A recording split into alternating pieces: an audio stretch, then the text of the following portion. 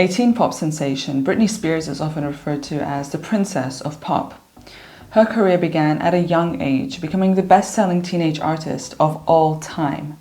Known as a singer, songwriter, dancer, and actress, she has endured a turbulent career, but in the face of it all, she has created music that has resonated with fans all over the world. Born on the 2nd of December 1981 in Mississippi, Britney Jean Spears was raised with her siblings in Louisiana. Her love for the arts began at a young age, attending dance lessons, vocal training, and gymnastics. She was often in her own world, daydreaming about performing and singing.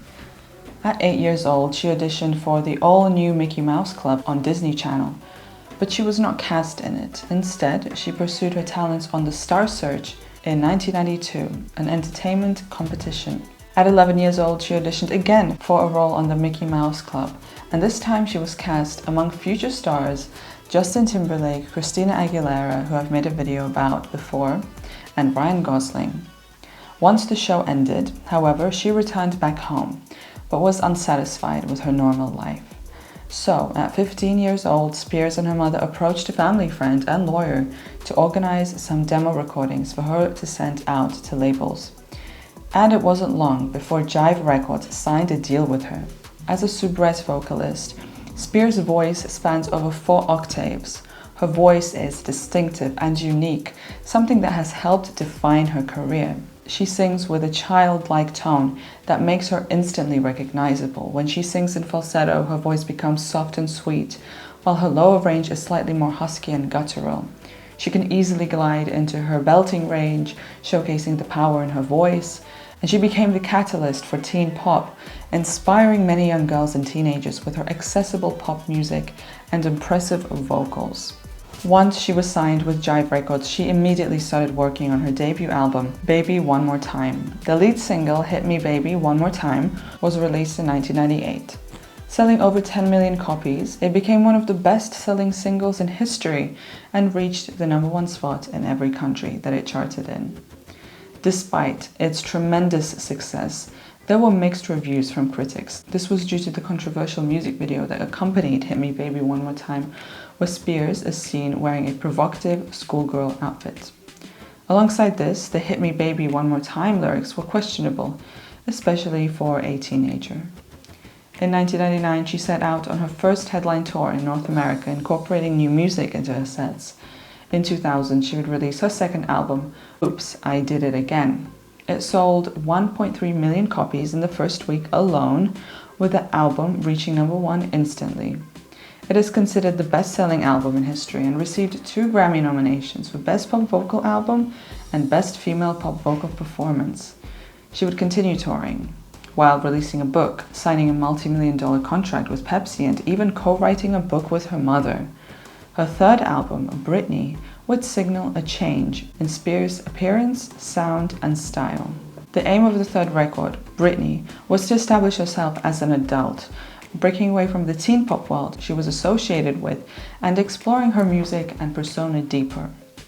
Once again, she would hail the charts, reaching #1 on the Billboard 200. She started shedding her bubblegum teen pop image and aspired to create something more mature and contemporary. The first single to portray this was Slave for You. The new sound received commercial success, but had mixed reviews from critics, noting the change in her sound and appearance. Once again, however, it charted in the top 10 charts of every country it charted in.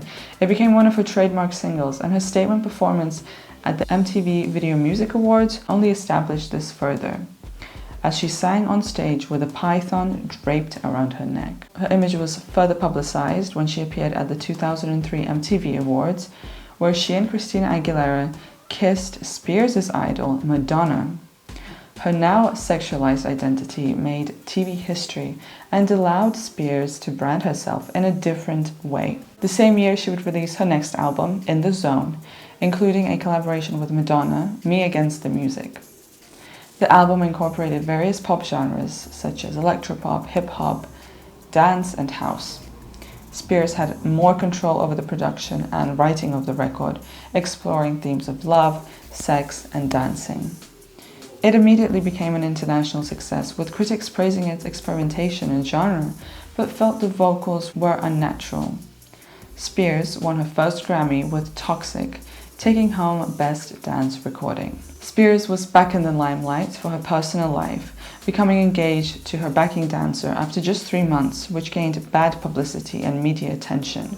She also had to cancel a tour when she damaged her knee and needed surgery.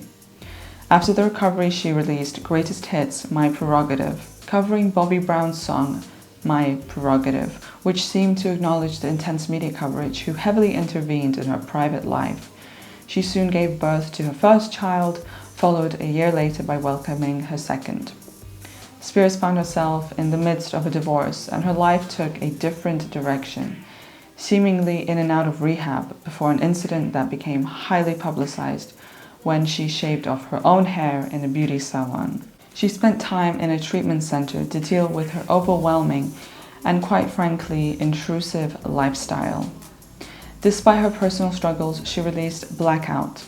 Once again, she was taking the charts by storm, sitting comfortably in the number 2 spot on the Billboard 200. A year later saw the release of Circus, which produced the hit single Womanizer. Before the release of this, however, she had been placed under conservatorship after being admitted to a psychiatric ward. Her father led the conservatorship, allowing him complete control over her assets. Spears still embarked on a tour in 2009.